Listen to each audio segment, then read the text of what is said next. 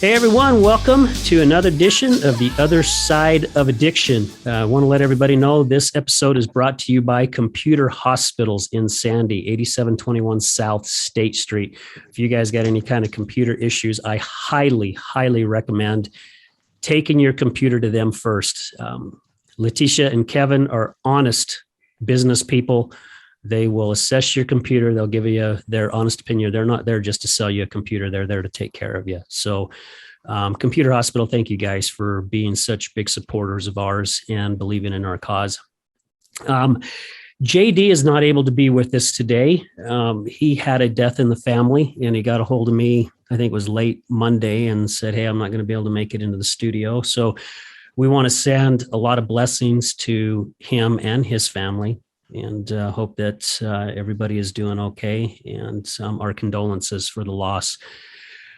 So today we brought in my lovely wife, Janann. Hello. Thank you for being here.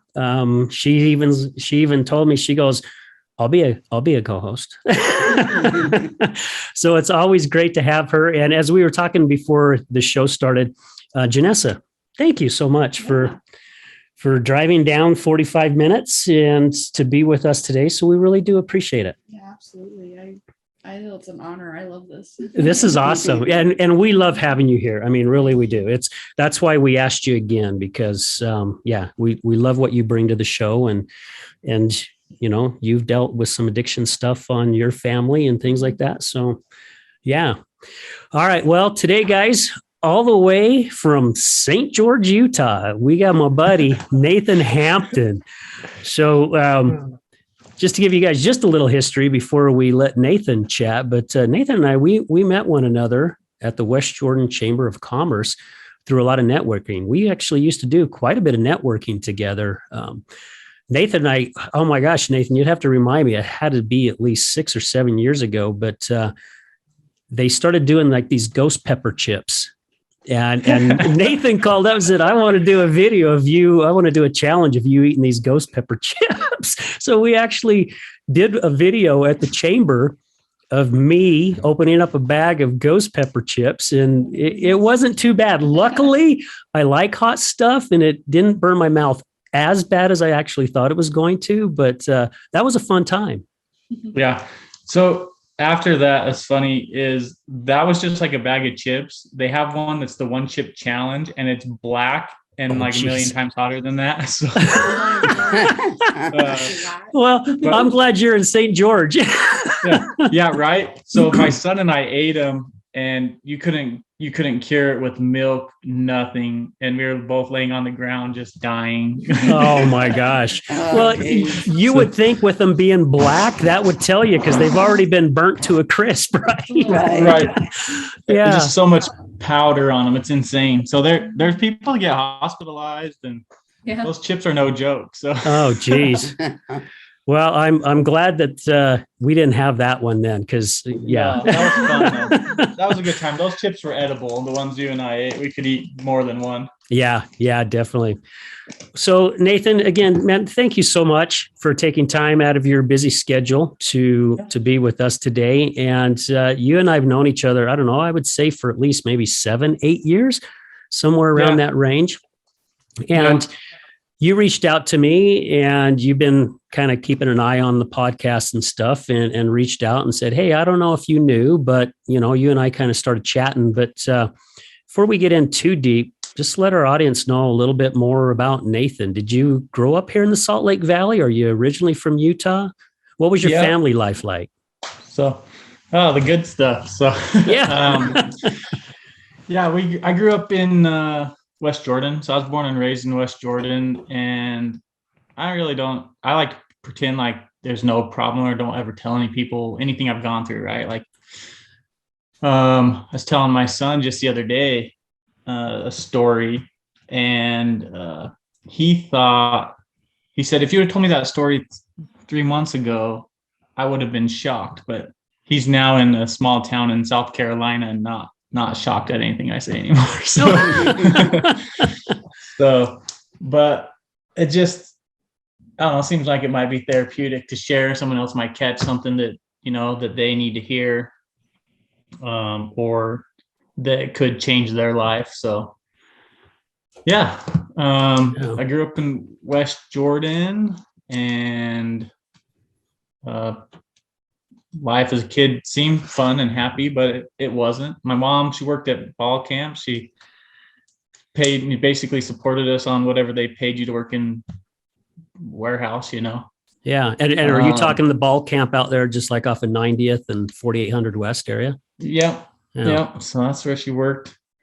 And then she changed jobs from there. But it was like, I remember, I don't know, maybe I was like 12, 13 years old. She had a different job. She worked at Intermountain Healthcare, and she got a raise. Like, this day just was a big day in my mind for some reason. Is she was all excited, you know, she was going in for her annual interview. She's all dressed up, ready to go meet with the boss of the company. They're going to tell her how much her raise is this year. And she came home crying because she got a raise, but it was 10 cents. And I Oh was my just gosh. It's a slap in the face. Yeah. I no couldn't even kidding. imagine getting a 10-cent raise would actually just make your check smaller, you know, because now you pay tax, and like Yeah. she could be paying 11 cents tax. I don't know, but it's like, I just couldn't believe that a company would do that with like a straight face, just being like, oh yeah, we're going to give you a raise, and it's, you know, 10 cents, whatever. My gosh. But I mean, at that time in my life, it was just really, the goal was, you know, when you're a kid and your mom makes $14 an hour, you're like, okay, well, my goal is when I'm an adult, I'm gonna make more than my parents, right? That's the goal. I gotta be smarter, faster, whatever, Yeah. make more than my parents. And so I was like, man, if I make $18 an hour, it's gonna be perfect, you know. Life's gonna be good, $18 an hour. And even, I don't know, even 10 years ago, $18 an hour was good money. Yeah. And it wasn't really about that, but it was just, I just couldn't believe, you know, she worked 25, 30 years and she's making $14 an hour. And that was not even really part of the story. But when I was about 13, my mom and stepdad got a divorce, and this was really hard time for us, because I had a little sister that lived with me, and she was in 5th grade, and one day she didn't come home from school, and so we're looking all over for her, trying to figure out, you know, what the heck happened. And her dad checked her out of school, and then they went to court, and he ended up with custody of her. So he just checked her out of school, and she lived there now, you know. And that really took a hit on my mom, and she kind of just checked out of life from that point. And I kind of did whatever I wanted from the time I was 13. I was like, okay, my mom's checked out on life. I'm gonna hang out with these kids. I'm gonna do drugs. I'm gonna get in trouble, you know. And when I started down that journey, I was smoking cigarettes at 13, which sounds so young right now, you know. But then I thought I was so old. Felt so grown up being 13 years old, smoking cigarettes and smoking weed in the ditch behind Joe P. Jensen. Oh. But man, it seems so stupid right now. But it was never the plan. Like, in my mind, I thought, I'm bigger than this. I'm better than this. And yeah, I'm going to party. I'm going to be a teenager. I'm going to do drugs. I'm going to do this. And then I'm going to stop, right? Like, someday down the road, I'm going to stop. Right. Yeah. And I'm sure most people do that, or like in my family, smoking weed was acceptable, right? Like aunts, uncles, whoever, a lot of people around us just smoked weed. Or I'd see adults in their 40s or 50s, and they had jobs, you know, they had families, they were taking care of their lives. They're like, oh, I can do this, right? I could have a life and do drugs at the same time. These guys are doing it, right? So the examples around are holding it together and still doing drugs. So you're like, huh. Or you think to yourself, well, I'm just going to smoke weed, but I'm not going to do any other drugs, right? Like, you draw lines in your mind, like, I'm only going to do this drug, but I'm not going to snort anything, or I'm not going to do acid, or I'm not going to do any of these harder drugs that, you know, other people talk about. I'm only going to stop here. And then you find out how fun it is, right? Like, if people told you how fun it was, everybody would probably do it. Oh yeah. But yeah. You do it, and then if they were honest with you, you'd be like, they're like, wow, that was so awesome. All these hard drugs have to be more awesome, right? So then I think this is just kind of how it went through in my mind. It's like, well, if smoking weed's that much fun, imagine how much fun these other things are that they told me were bad, and maybe they're not bad, right? Like everybody's telling you they're bad, but why are they bad? Why are they telling you that this drug's bad, that drug's bad, but this one's okay? Yeah. And they're bad because they're addicted, right? Like and that's the thing that I noticed with a lot of these other drugs is you don't, it's not as fun. It's not a fun thing. It's just your body or your brain like wants it, not even if you're enjoying it, And I think that's a big part of addiction is whether you want it or not, or you want to do it or not, it gets you, Yeah. Nathan, can I ask you a question? We have a lot of people that come on the show that have battled an addiction, and quite a few of them have said it's not really the addiction. It's just basically the Band-Aid of covering things up. I mean, you shared a little bit about, your life growing up, and at the age of 13, things started changing. But do you feel like for you, that's what it was? That, I mean, yeah, it would be cool at the age of 13 to be able just to kind of run the muck, do whatever the hell you wanted to do without being disciplined or somebody watching over you. But do you feel like that's what it was for you? Is there was maybe some hidden pain inside that you were wanting to mask? Yeah, I'm sure there was a bit of that, and there was a bit of both, right? Like there's things you want to hide, or you want to feel different, right? Like that's the thing is you hate your life, or you hate feeling normal, or whatever it is. So you want to feel different, whatever it is, whether I want to feel different.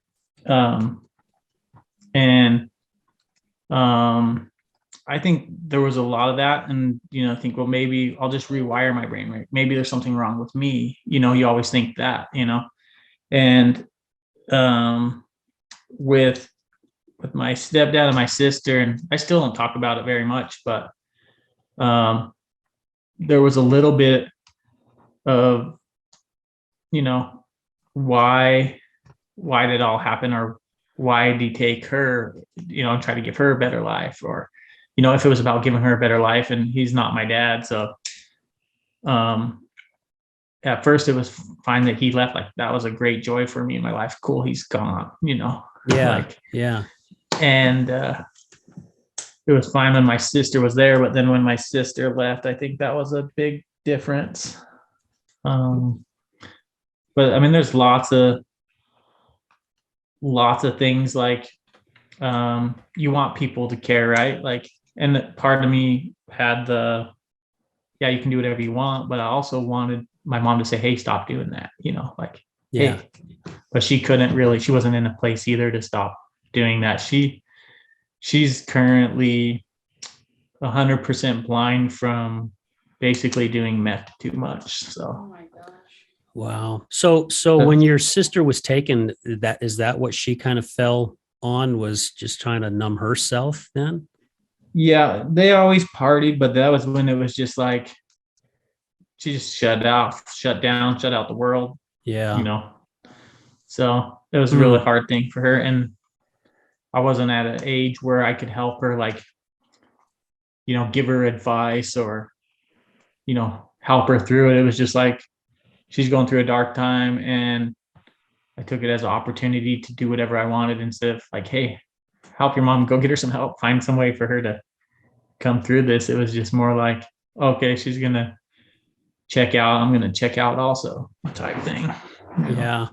Yeah. But my gosh, but that's a huge responsibility to even think about taking on at the age of 13 years old. I was going to say, Yeah. You were 13. How could you have known any different, Yeah. I didn't know what to do. I didn't really know how to help her. But I mean, gosh, when I was 13 and, we had family issues as well. I don't ever remember a lot of love being in our home and stuff, but, our parents stayed together. How, I don't know. How they're even still together, I don't know, to be honest with you. But, at age of 13, man, I grew up in West Jordan as well. And I was out playing in the irrigation ditches and throwing dirt clods at pheasants and, Right. building ramps and jumping over garbage cans and shooting my BB gun. And I mean, I didn't even Yeah. think anything about drugs and I was going to school with people that I knew, I mean, I remember guys and girls getting on the bus with the teacher's glue, getting on the back of the bus and putting their coats Right. over their Puff head and and glue. and sniffing the glue, and I remember looking Yeah. at them going, man, you guys are freaking stupid. But Right. again, I don't know what kind of life they were coming from either. I mean, how was Sure. their home life? Maybe that was their way to escape and just go, like you said, man, if my parents are checking out, I'm going to check out. Why not? And Because it's hard because like you don't know. So I mean, people can start having addiction or we'll just use drugs for example and move on for a minute. But let's say, for example, you got one guy that has a perfect life, right? Both his parents work, they have money, they have a house. His life is good. He has the shoes he wants, the pants he wants, whatever, hangs out with cheerleaders, whatever. His life looks perfect, right? yeah, You got the other guy who's poor, has 2 pairs of pants and 3 shirts, but mix and matches them. So it looks like he's got 5 outfits. And he's doing drugs too. And these 2 guys are together doing drugs, right? Like, so it's not so much background. It's just one day they decided I'm going to do this and they did it. And then it moves on to another thing and another thing. And I think, so part of it, and even that guy whose life looks perfect, he's dealing with things, but a lot of it's self-inflicted, right? Like you're in your own mind. I think that's a big part of it too, is you're beating yourself up. So let's just say either one of them does drugs. They don't feel better. They don't feel good. Like they don't feel good enough, or they don't feel that they're worthy of love, or yeah, any number of feelings that's coming from something inside them, nothing to do outside. And then I think what people have is once they do that, it's easy to just keep doing whatever it is they're doing. And I've had experience with pretty much all drugs that people have done or do, and each one is different, but they all control you, right? yeah, And so I think addiction rears its head in lots of different ways, but that people can always get out of it if they want to. Like if I didn't want to, I'd still be doing whatever, right? yeah, So I kind of, my little path went from all that stuff, and it's really just other people that are doing it, right? So you do drugs, you find a group of people that are doing drugs. That's your life. You see all the same people and they're doing the same thing. But then something changed. So like I can tell you where many things have changed my life, and they were all decisions that I made. Still something I think about, still something that I have to deal with, right? yeah, Like it's something, but it's a process. And I think that's where a lot of people give up, because getting high takes maybe 30 seconds, right? Some drugs you could just put them in your body and you're high as soon as it hits your body, like 30 yeah, seconds. So not being high takes much longer and a lot harder than 30 seconds. So, but it's much more rewarding, much more deep, much more genuine. It's Longer lasting. yeah, right. It can last for Yeah. your whole life. Yeah. So I was coming home from work one day. So I was 18 years old, and I had a joint in my ashtray for when I got off work, and I lighted up, and this guy in the car next to me, he's like giving me a thumbs up and thinks it's so awesome. He's like, "Oh, that's cool, man." And I just looked at him like, not really. So I'm sitting there. So this is my life at 18. So most 18-year-olds are out chasing girls, playing sports, like doing things after work, going to bars, whatever people are doing. I don't know. I'm 18 years old. The highlight of my life was to get off work, smoke a joint on my way to home to watch The Simpsons. And I'm like, dude, you're 18 years old. You're just getting high and watching The Simpsons. Like, come on, So Huh. life needed to change. And I remember I was in the car that day and I was like, this isn't cool. You got to do something different. And I went home that day and did yoga in my bedroom. I just went in my bedroom, and I live with a bunch of weirdos, but I just went in my bedroom, shut the door, and did yoga that night, and then went to bed like 7 o'clock. I wasn't asleep. Huh. And I did that every day for probably like a month. But I just stopped that day. And then my life started changing, like just change one habit, one action, one thing in your life. Like even if your job, if that's what you do every day, like I'm sure you are in construction, there's tons of people in concrete putting alcohol in their cup in the morning, like Yeah. waking up. Oh yeah. Well, and even that's their routine. Even back when I was 17 years old, after I got out of high school, I started working construction. And I mean, that was our morning routine. I mean, exactly. We got up, had a cup of coffee. We usually smoked a joint. Then we usually smoked a joint on the way to the warehouse. Then we usually smoked another joint going to the job site. Then at lunch, we smoked another joint for lunch. And then on the way back to the warehouse, we smoked a joint. On the way home, we smoked a joint. And then as soon as we got home, it was the same thing. That was our life every single day. And it was normal for us. Yeah. Because everybody in the construction business was basically doing it. And you just thought, man, this is life, And the peers next to you, and you're like, well, they got it together. They have a house, they have a wife and kids, and they go to work every day. Yeah, they smoke 5-6 joints, but they got it okay, right? Like you think they've got it figured out, and you've got it figured out, and everybody's got it figured out because everybody in your circle, that's what they do, and it works. Yeah, exactly right. And I want to look at my boss and be like, dude, why are you giving me a joint at 7:30? Do you want me to be productive? Or, like, why are you getting me high so early in the day? I don't want to do anything, barely make it to lunch. Yeah. Well, and that's like you said, where things change. I was working construction. I had just gotten, we started here in Salt Lake, then we went to Denver. And then from Denver, we got transferred to Phoenix. And I was 18 years old, and my right-hand man was a guy by the name of Don Armstrong. And he looked just like the Zigzag Man on the Rolling Papers. I mean, exactly like him. He's got the dark beard, the ponytail. He was a biker. His whole body's covered in tattoos. And he was my right-hand man. He was 45 years old, and here I am, his boss at 17. Right. But the guy was almost kind of like my dad away from home. He took care of me, watched over me. We had a great relationship. I treated him with the utmost respect because hell, the guy's older than me by 3 times. Of course I'm going to treat him with respect. He's gone through life. I'm just starting. Yeah. But I remember the one time we were out driving around the job site and planning out what our day was going to be so we could get our crew started.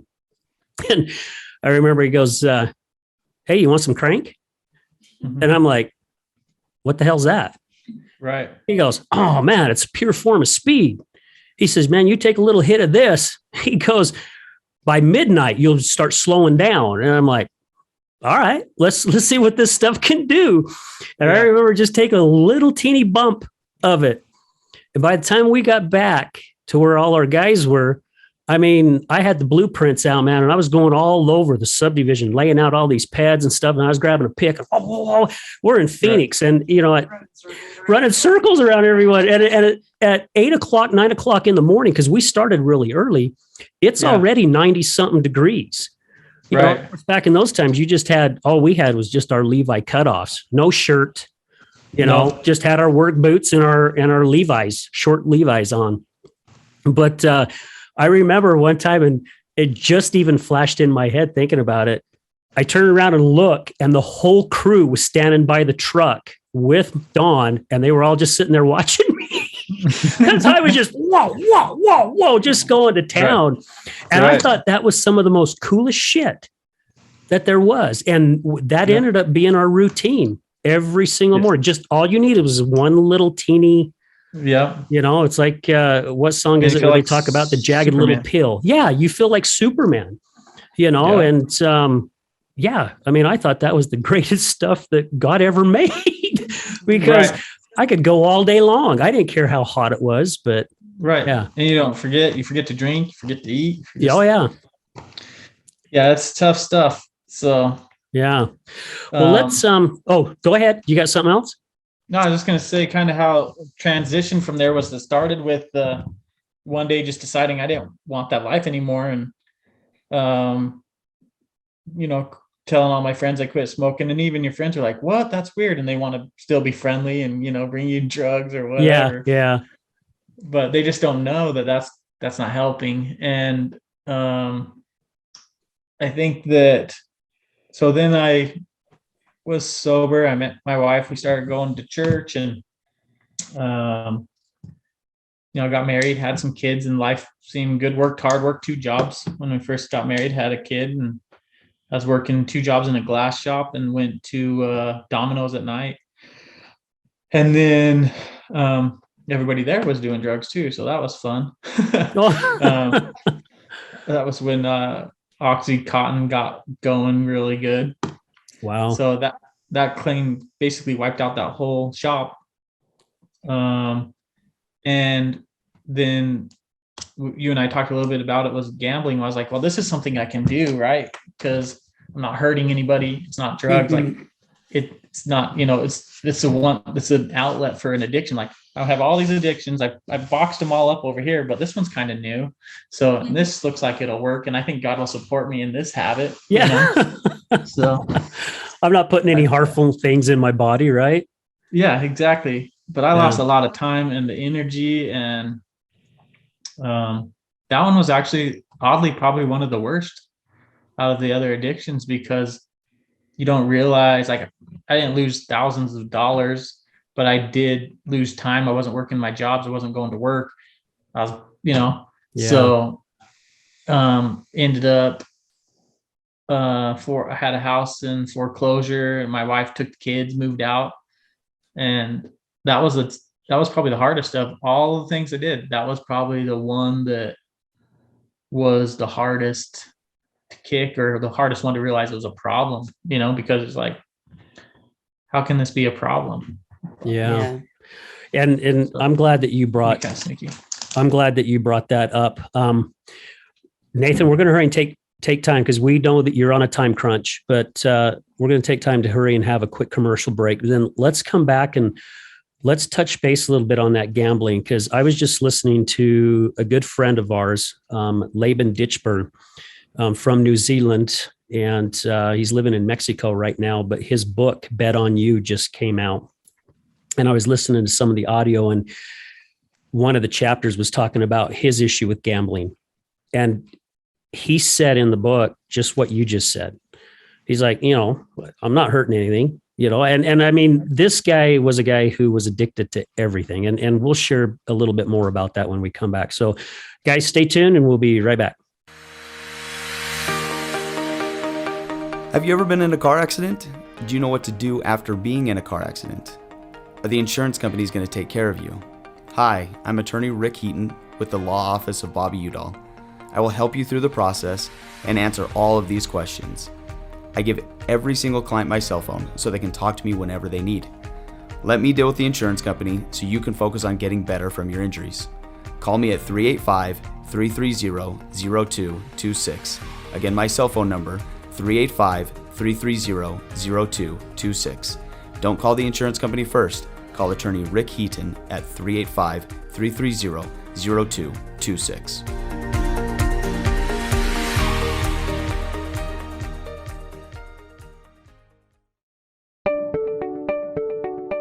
This is Gregory, owner of Lift Up Concrete, proudly serving the Wasatch Front for the last 12 years, lifting sunken flatwork for both residential and commercial applications. Only fully trained professionals lifting concrete at your residence with the same quality of material and method used at every commercial job we ever do. Don't replace it, lift it.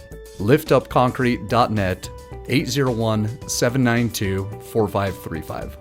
Contact us at liftupconcrete.net Or if you're looking for a complimentary quote, 801-792-4535. Again, 801-792-4535. Again, this is Gregory, Lift Up Concrete Lifting.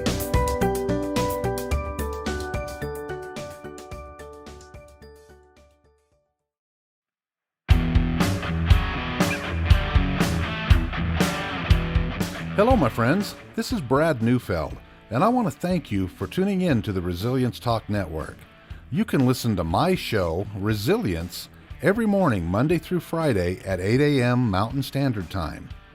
On my show, we will be discussing what it takes for you to overcome the day-to-day challenges that all of us face in life, as well as some of the devastating ones that may lead us to feelings of hopelessness and despair. It's my goal to provide you with the tools and skills that you need to overcome anything that is thrown your way.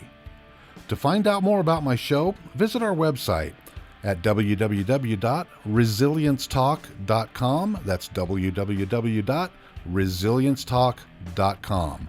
And as always, until we meet again, go for everything that you want in life and make it happen.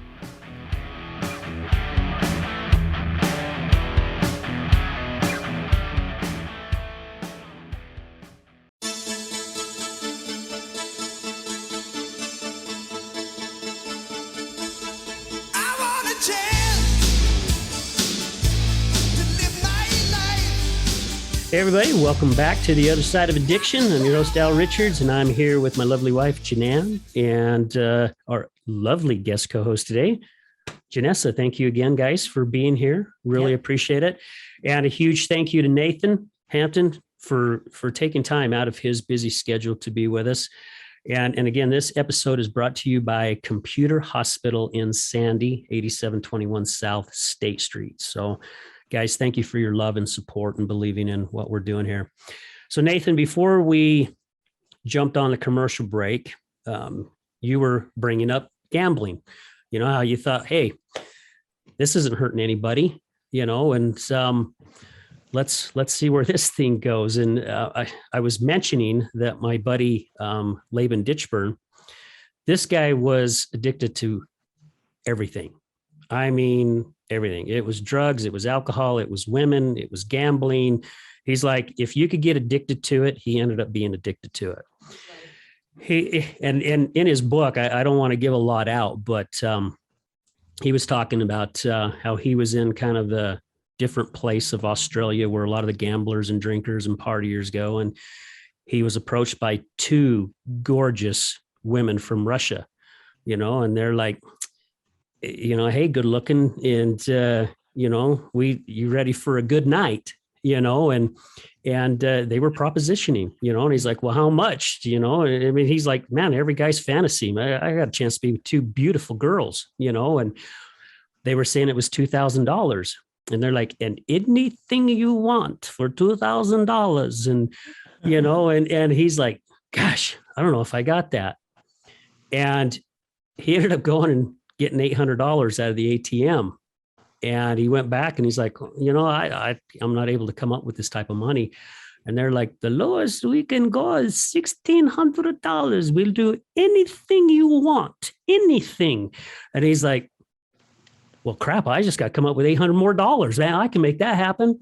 So anyway, he has this money and he comes across the blackjack table and he's like, I'll double my money right now. $800.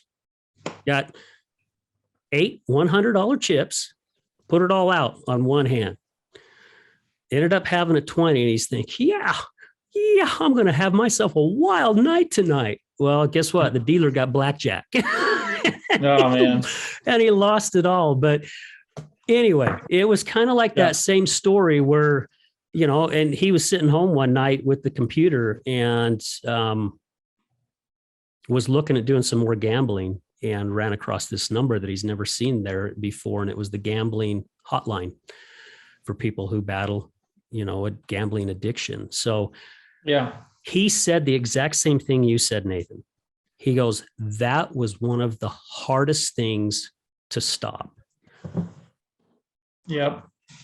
And it's weird because, you know, the other ones are poisoning you, even if you don't admit it, you know, you can tell your body doesn't want to do drugs. And the body's amazing because it's constantly fighting against you, right? Like Yeah. it wants to be healthy, it wants to heal. And every time you damage it, it just goes back to patching it and healing it and fixing it over and over. But you just wonder like how many times can it do, like you don't want to gamble on that, right? Right. Yeah. But you are gambling on it, you know? Right. Yeah. Yeah, absolutely. You're like, is this going to be the one that I overdose? Am I going to die today? And like, am I going to, get in a car accident? Like, there's so many things that can happen. If I'm going to drink and drive, am I going to, there's a million things that you think are good ideas when you're not thinking clearly that.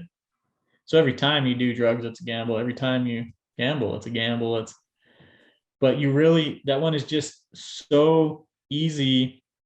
And I don't want to talk, but I really feel like from a spiritual standpoint, that is the most cunning of all of the addictions that I've ever had to battle, because you think you're in charge. You think that, it's not hurting anybody. You're healthy, you're eating right, you're exercising, you're still sleeping, you're still doing all these other things.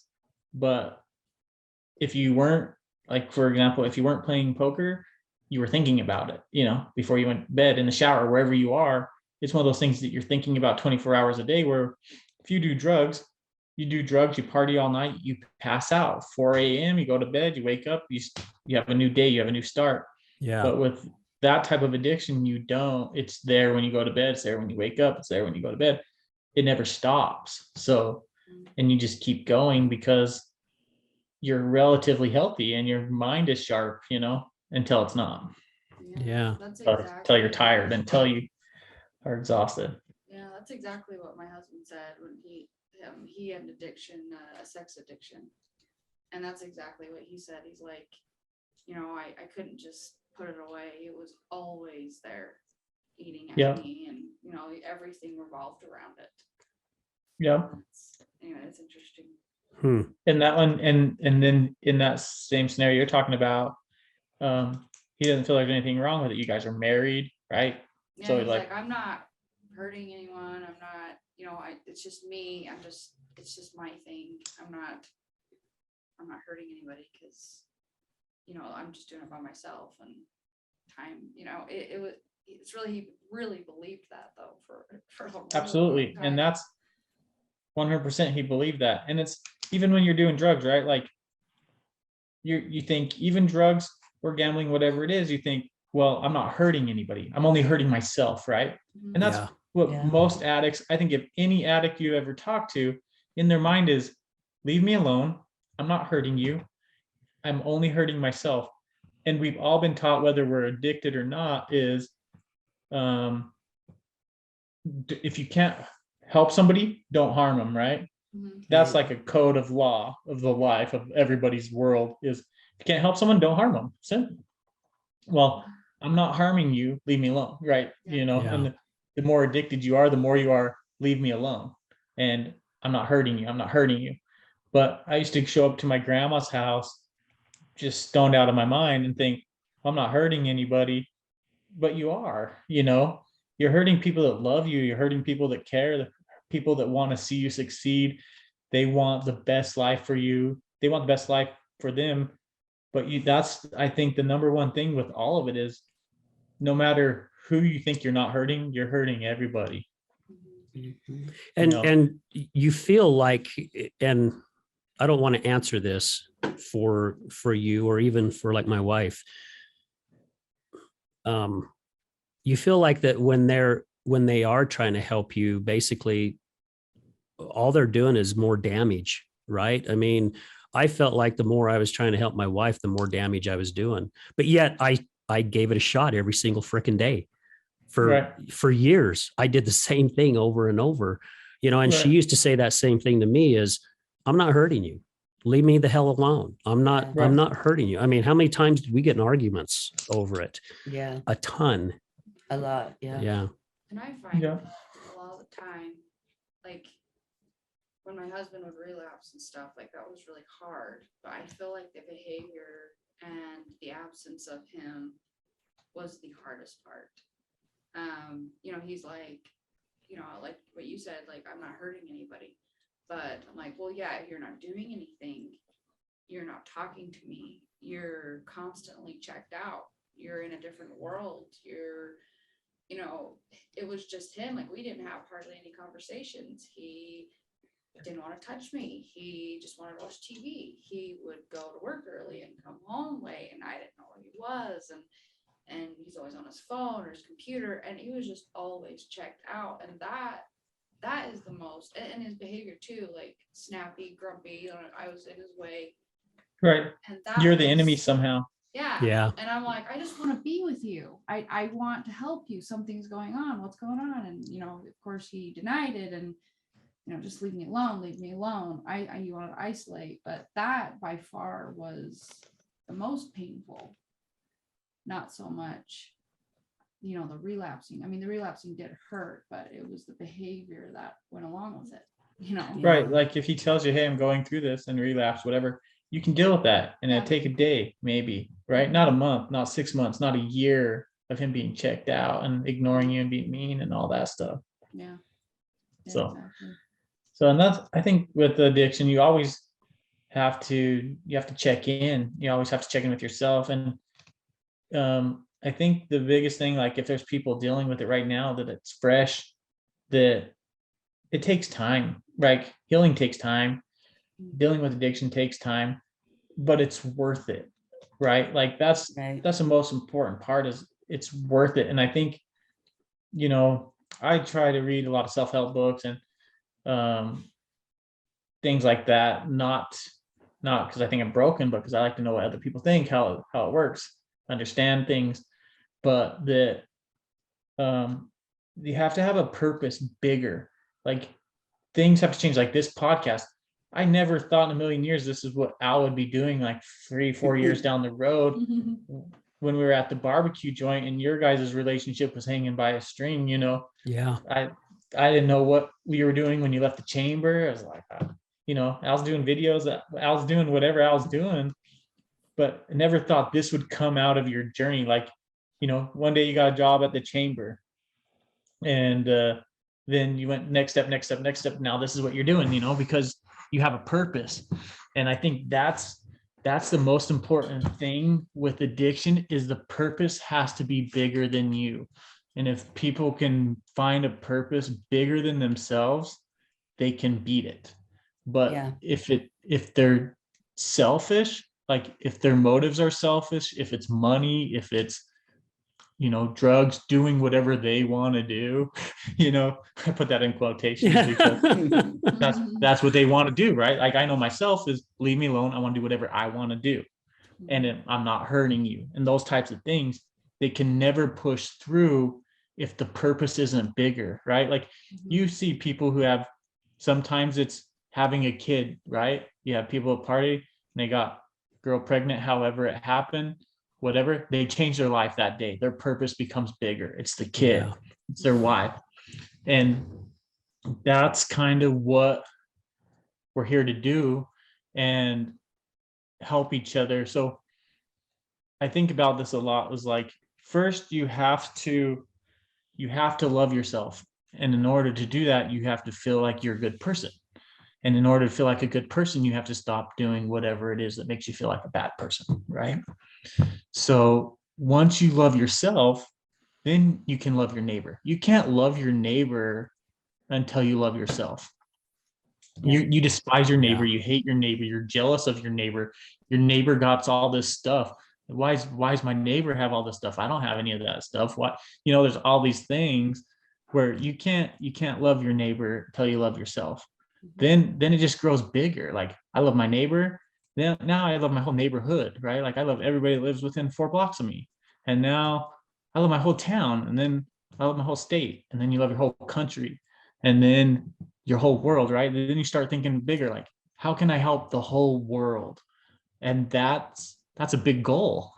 But it starts small. It starts with this podcast. It starts with people sharing their stories. And you have to have a purpose. It has to be that big. It has to be so big that you don't have time for drugs, or you don't have time to be addicted to something. You're like, sorry, I'd love to go play poker with you guys tonight. I know it's Friday and it's only gonna be 4 hours, but I'm trying to save the world, right? Like I'm trying to help Yeah. people. Like I don't have time for that. It's way bigger than that, and it has to be. And I think, you're going to go through things. You're going to go through relapse. You're going to deal with addiction, and you're going to deal with all these things. And like I said, I still deal with things on the daily, and I still deal with things. I'm still dealing with things now. I want to have a deeper relationship with my family. I want to have deeper connections with people. And, you are always going to be working towards those things. But like when you try to, it's like how they say one day at a time, or whatever steps you're on, or whatever program you're in, it's like just one day at a time. But it's literally like, if you ever quit smoking cigarettes, the first day is so hard, right? And then the fourth day is the hardest. But then by the fifth day, you're like, I got this. It takes 5 days. You're like, I got this. And you can go 5 days, a week, a month, and maybe you go 2 years, right? And then you have a cigarette, and then you're back to a pack. But then you know that you went 2 years before, and you got that in the past. You're like, I went 2 years. Watch this. I'm going to go 5 years next time, right? Yeah. So it's celebrating every single day, right? I mean, we were talking about that before the show. Janessa and Janan and I were talking, and it's celebrating every single day. We had a guy on our show who battled with a porn addiction, and he was thinking about jumping off a bridge one day on a business trip, and he thought, gosh, there's got to be something better. There's got to be a way to fix this, and he started realizing that he went 4 days once. And then he started thinking, and he was like, oh, I went 8 days once, or 15 days. And instead of beating himself up that he kept relapsing, he started celebrating every day that he didn't fall back into the addiction. And it made his recovery a little bit better, because instead of beating himself up and feeling guilty about it, he was celebrating those days that he conquered it, Yeah. I went a whole day. Like, go ahead. There's certain things that will make you use again, and guilt is one of them.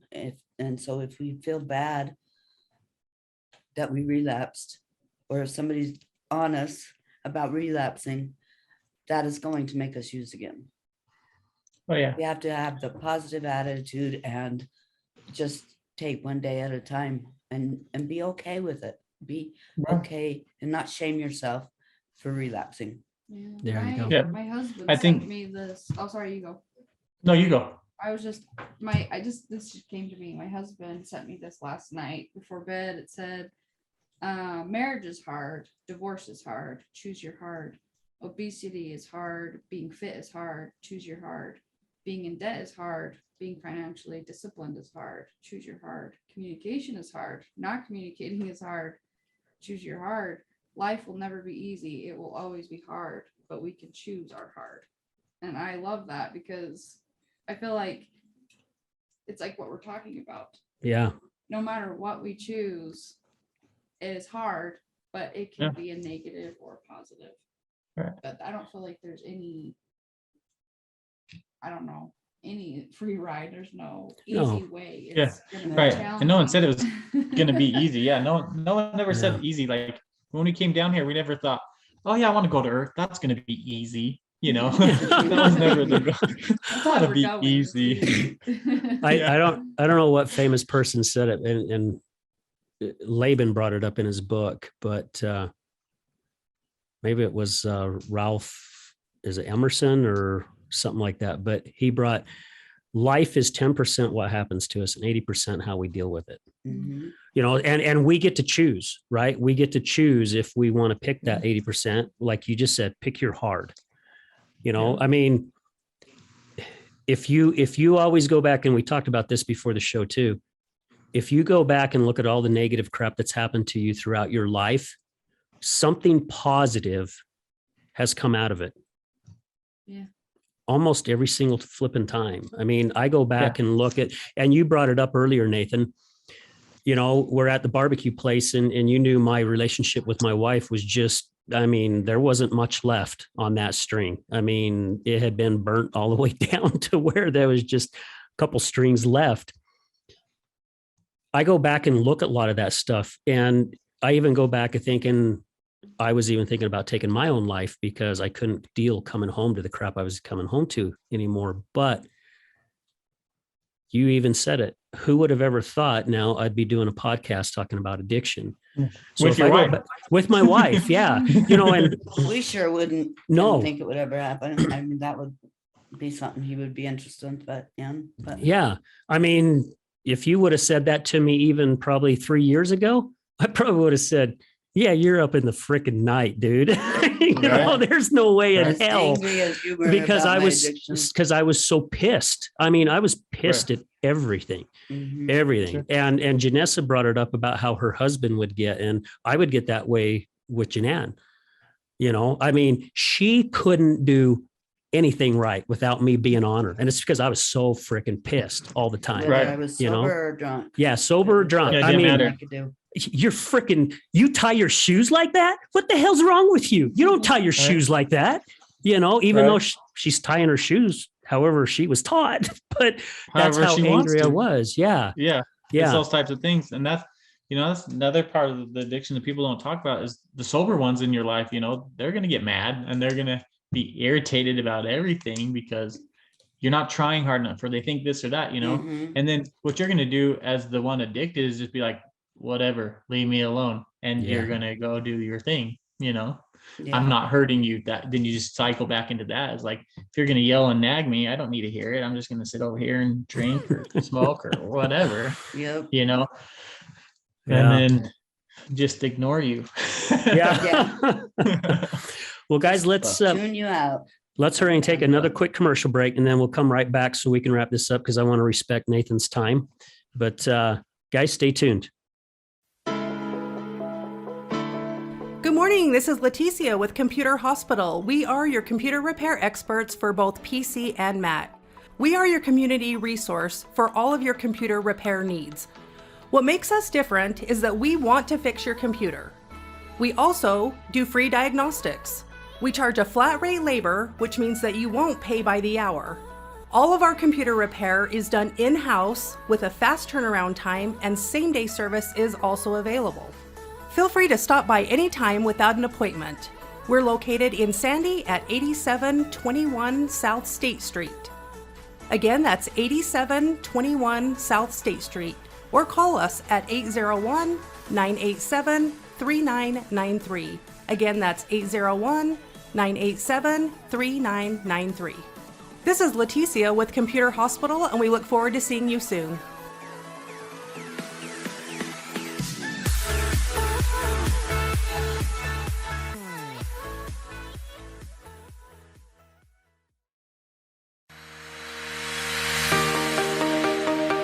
Hello there, this is Brad Neufeld with the Resilience Talk Network, and I would like to introduce to you Taffytown, one of our newest sponsors.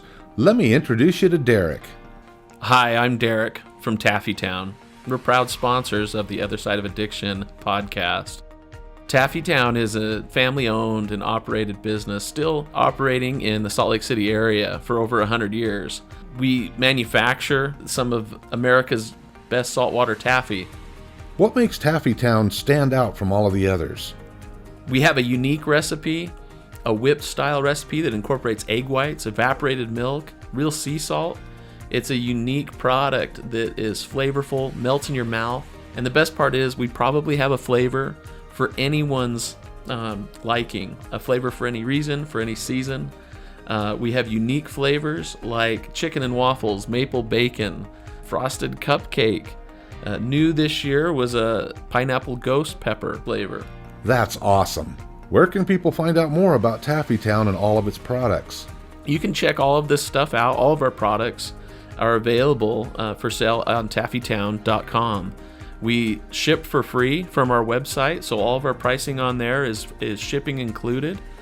Oftentimes we offer special promotions and discounts to our loyal customers, so do be sure to sign up for an account, and we look forward to seeing what we can do to make you smile with our taffy.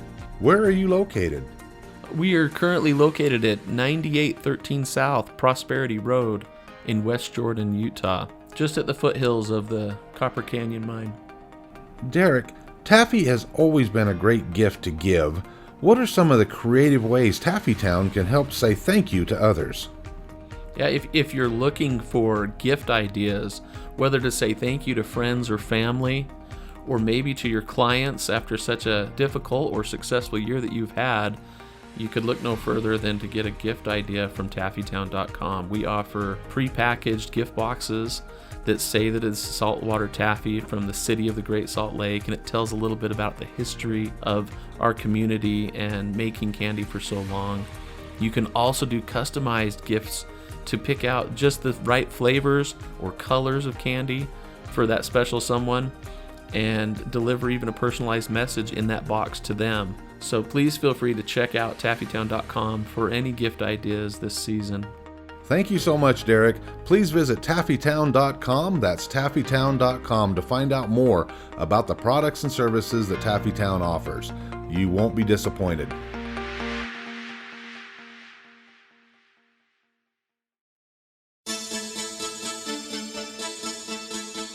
Do you know someone who's gambling with death due to an addiction? Do you know someone whose life is being turned upside down due to a loved one that's battling with addiction? Hi, I'm Al Richards. I am the host of the Other Side of Addiction podcast. I started the podcast due to my wife's battle with alcohol. Let's just say I became addicted to her addiction. Our podcast is helping people understand a little more about those who have battled addiction and those who are hurting from their addiction. Through raw vulnerability, we share stories that help uncover the root causes of addiction. Shame felt on both sides, matter of the conscious and subconscious mind, continued beliefs, and often confusing paths of recovery. We collaborate with real people and their stories, as well as licensed professionals, to help our audience gain a better understanding of addiction. You can find us on Resilience Talk Network. You can also find us on Facebook at Mr. Al Richards. That's Facebook at Mr. Al Richards. You can also find us on YouTube. Just look up the Other Side of Addiction podcast.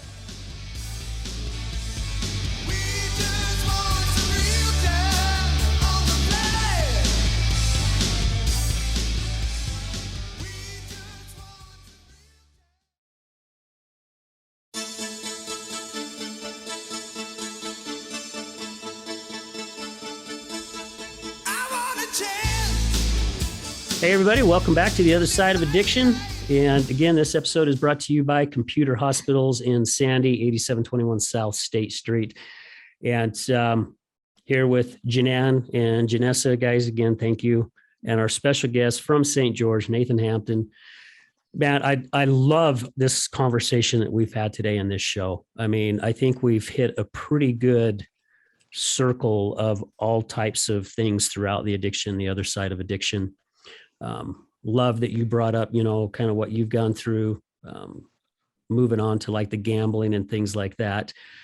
But to finish out the show here, Nathan, is there something else that you would just like to share with our audience of what you went through? I mean, man, you've gone through a lot and at an early age, and it seemed like that, thank goodness it didn't go for a long period. I mean, you seem to start realizing, man, I want life to be different, you know, and you talked about how you got to make that change.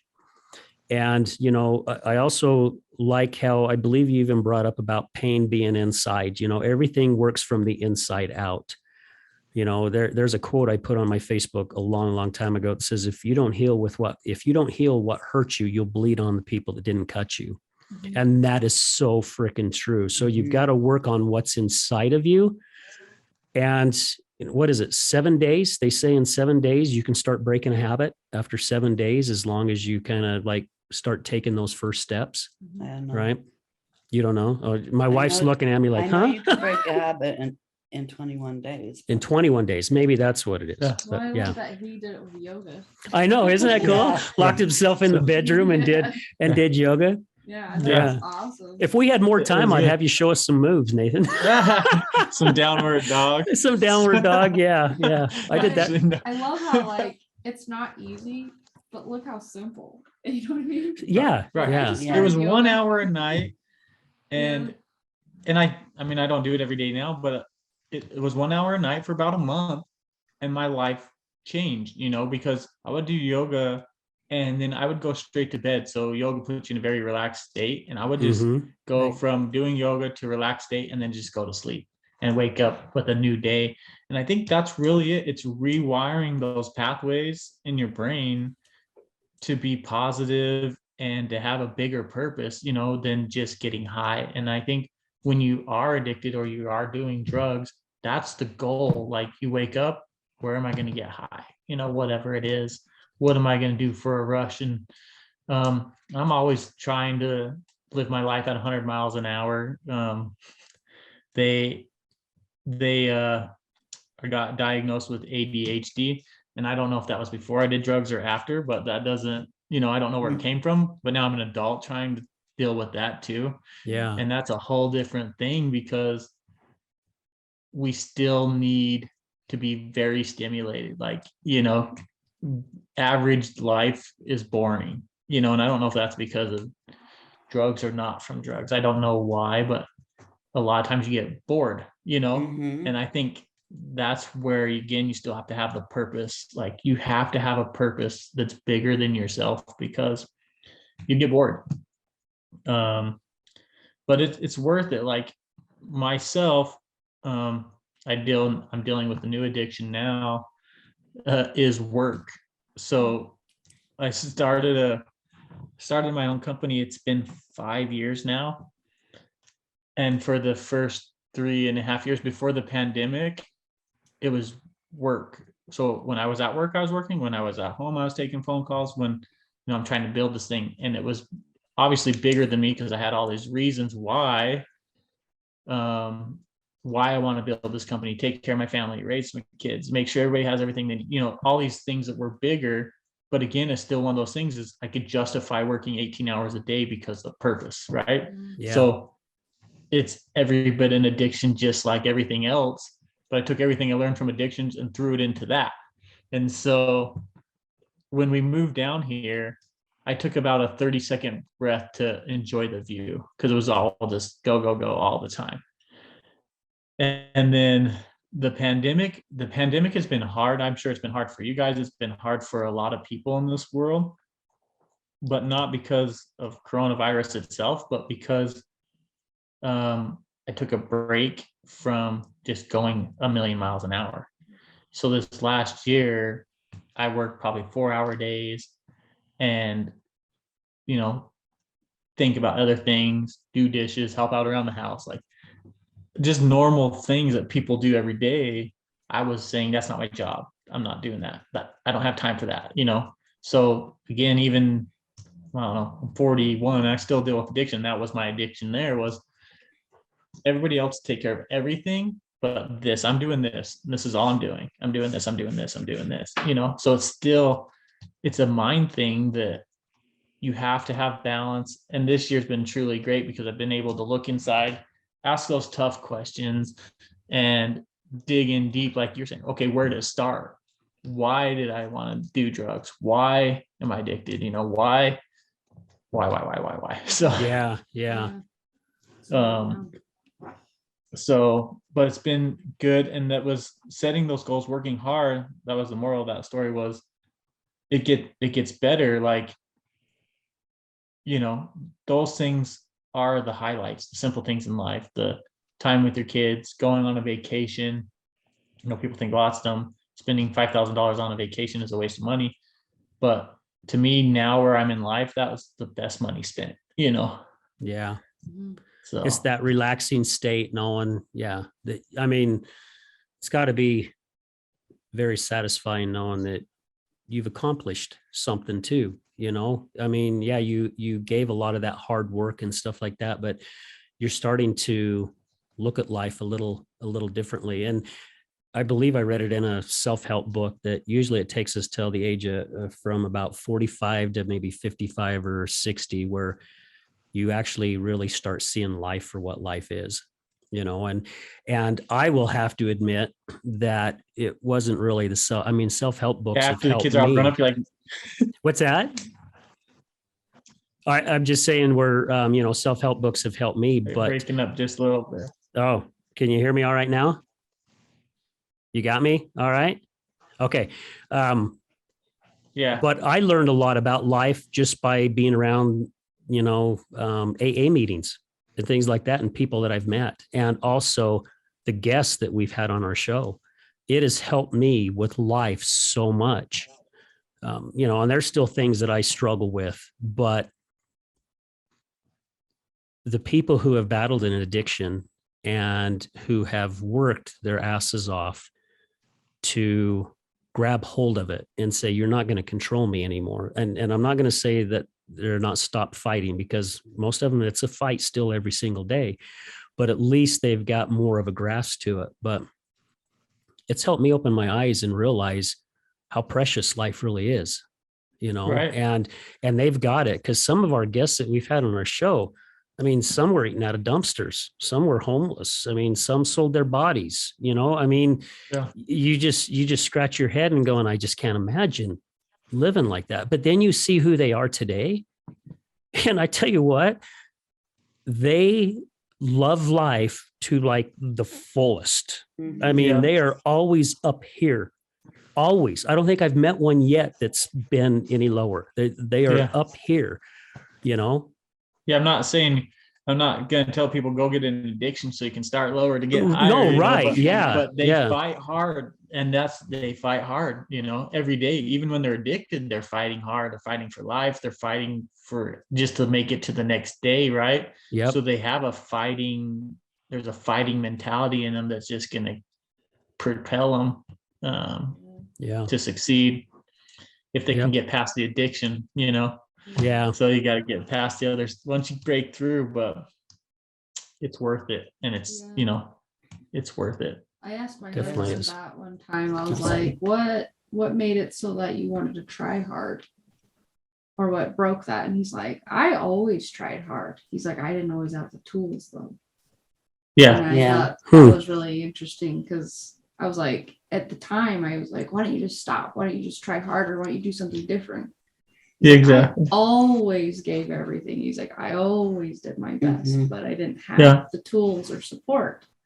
Yeah. So- It's hard to change an outlet in the wall with a hammer. And Yeah. like you said, Yeah. it's tools. Like we all have a hammer. We can hammer stuff and we can smash stuff, but we can't put it back together unless we have a toolbox. Mhm. and that's the thing. Like this podcast is a toolbox for somebody. I know someone's going to pull something out of here that saves their lives, and that's all that really matters. That's the purpose behind it. And really, Janessa, I kind of would look on it even in the same way, because I didn't have the right tools either, Mhm. to help her. I mean, I did everything that I thought I could do, and I did the same thing wrong for many, many, many years, Yeah. but that's all my toolbox had, Yeah. Well, Yeah. yeah. Same thing. I gave everything, but sometimes my everything was not. It's not needed. enough. Yeah. It wasn't- Right. Exactly. It was more damaging in some ways. Yeah. So. Yeah.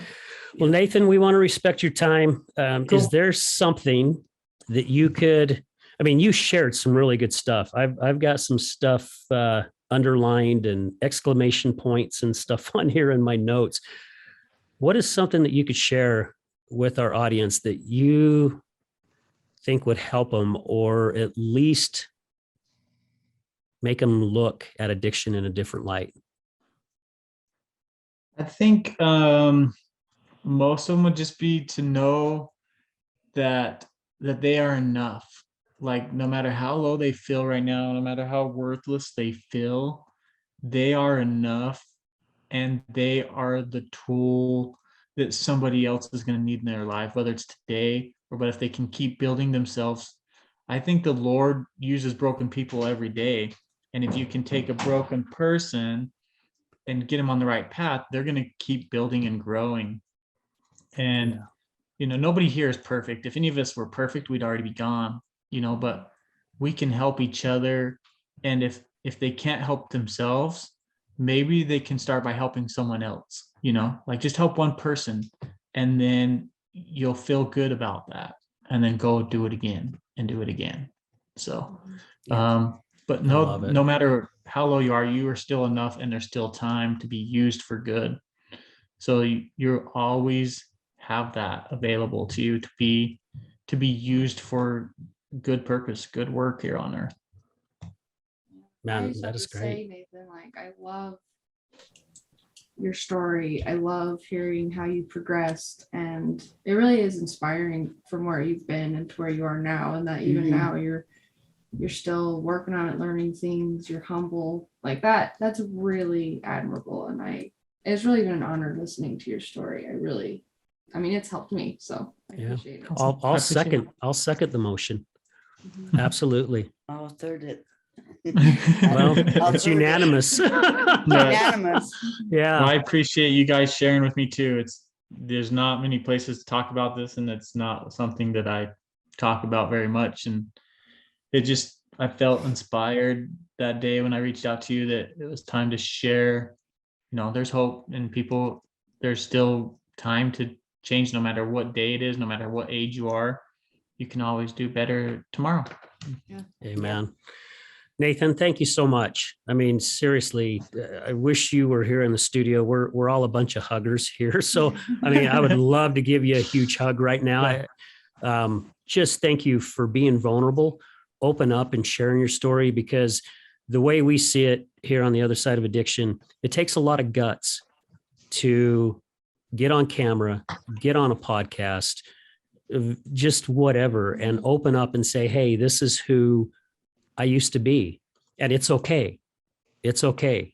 And I think you just shared it really, really well here at the end. You are enough. And it's okay to feel bad on days. It's okay. I mean, I have to admit, the past couple of weeks, man, I've really been struggling with some stuff. And I really had to keep telling myself, it's okay for me to feel this way. But after about the second week, I'm like, all right, man, I'm still feeling this way, man. I got to do something because I cannot let it take control of me. I mean, I really can't, Right. So No. yeah. So thank you for opening up. Thank you for being so honest with us. That's what we love about this show, is people just tell it like it is, and there is hope. You said it. Doesn't matter how old you are. You can always change. There's always something out there that you can do better. And I've said many times on the show, there is no finish line when it comes to improving yourself. It's something that we should work on a daily basis. And if we conquer something, great. Find something else to conquer. Just continue to do it, because while we're doing that, we are helping so many other people at the same time. So thank you so much, brother. Greatly appreciate it. And my pleasure. Thanks for having me. And I'm sure I'll see you soon. We'll be hugging sooner or later. Yeah. Well, I am planning on being in St. George on February 8th, I believe. One of our good friends, Mallory Roosh, who lives there in St. George, she's actually talking at Dixie High School, and she's invited Brad and I to come down and support her. And we're more than happy to do that. She's got a great, great story, and she's doing wonderful things in the addiction world to help other people. So cool. Maybe we might have a chance right there. Sounds good. All right, buddy. Well, you take care of yourself, brother. Thank you again. You too. It's nice meeting you. See you guys. See you, bud.